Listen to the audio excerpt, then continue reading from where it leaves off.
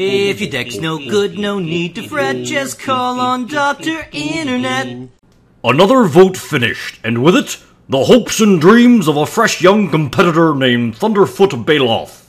Hello, I'm Theodore Spoogrimmon, and this is Jank Tank, the hard-hitting news program that showcases the cast-offs of the hugely successful Dr. Internet series, put together by the overly handsome E-celebrity known as Plastic Cactus. I don't understand it. I was the new kid in town. Everyone was talking about me. Rookie of the year, they were saying. So why didn't nobody pick me? Why didn't I get to be in the deck? A valid question, whose answer we will perhaps never know.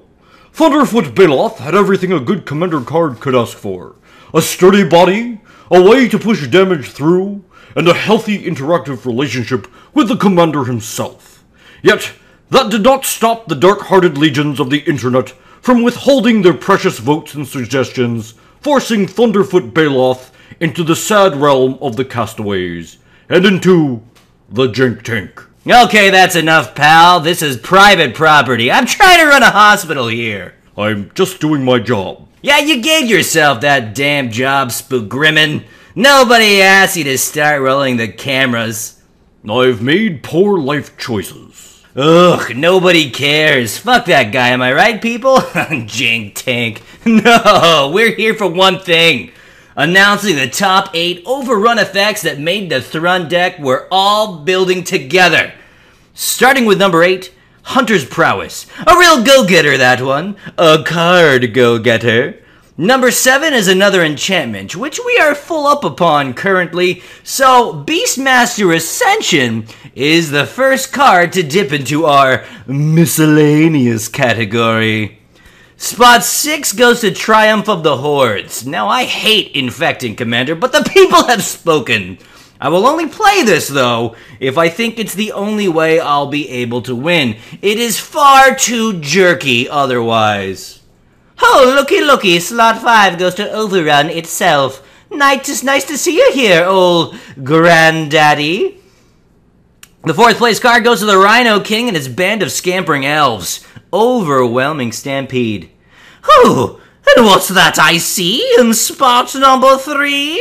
A Planeswalker. Cool party, it's Garruk Wildspeaker. Our 2nd place card is a crazy hermit that works best with a squirrel army. But you'll have to settle for Thrun. Kamahl, Fist of Krosa. And finally, our 1st place card goes to a giant that I was sure would gather enough votes for 1st place. And I was indeed correct in my assumption that Craterhoof of Behemoth would get the gold.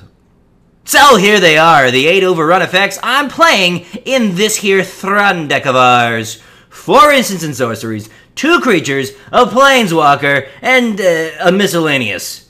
And checking out the updated parameters list, yeah, we can see that we still have a ways to go.